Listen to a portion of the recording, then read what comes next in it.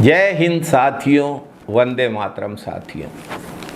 साथियों, क्या आपने कभी सोचा है कि अस्पताल में भर्ती मरीजों का भी राजनीतिक उपयोग किया जा सकता है? गुजरात में एक दिलचस्प घटना हुई जहां आंख के ऑपरेशन के लिए भर्ती 250 मरीजों को रात में जगाकर भाजपा का सदस्य बना दिया गया। जिन मरीजों को डॉक्टर की ज़रूरत है, वहाँ डॉक्टर की जगह अगर राजनीतिक नेता आकर उन मरीजों का उपयोग करें तो इससे ज़्यादा दुर्भाग्यजनक और कुछ नहीं हो सकता। गुजरात का हाल ही कुछ ऐसा है। वो दिन दूर नहीं है कि जब मरीज अपनी आँखों की सर्जरी के लिए लेटे होंगे और उस समय भी भाजपा के लोग उन्हें भाजपा का सदस्य बनाने की कोशिश करेंगे। अगली बार ऑपरेशन थिएटर में भाजपा का एजेंट कहेगा कि भाई पहले तो ये सदस्यता का फॉर्म साइन करो तभी ऑपरेशन होगा।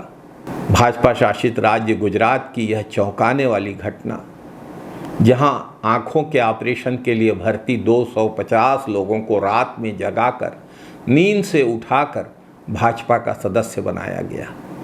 यह मामला न केवल राजनीतिक नैतिकता पर सवाल उठाता है, बल्कि यह भी दर्शाता है कि कैसे अपनी राजनीतिक स्वार्थ सिद्धि के लिए कुछ लोग कितने असहिष्णु हो जाते हैं।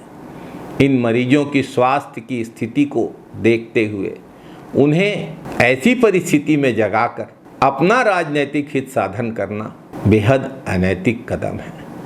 यह घटनाक्रम लोकतंत्र के मूल्यों और देश में चुनावी प्रक्रिया पर भी गंभीर सवाल खड़ा करता है। इन गतिविधियों से यह स्पष्ट है कि कुछ दल केवल वोटों के लिए, बल्कि अपनी राजनीतिक ताकत को बनाए रखने के लिए किसी भी हद तक जा सकते हैं। यह आम नागरिकों के अधिकारों और मरीजों की गरिमा का उल्लंघन है। ऐसे घटनाक्रम के खिलाफ आवाज़ उठनी ही चाहिए।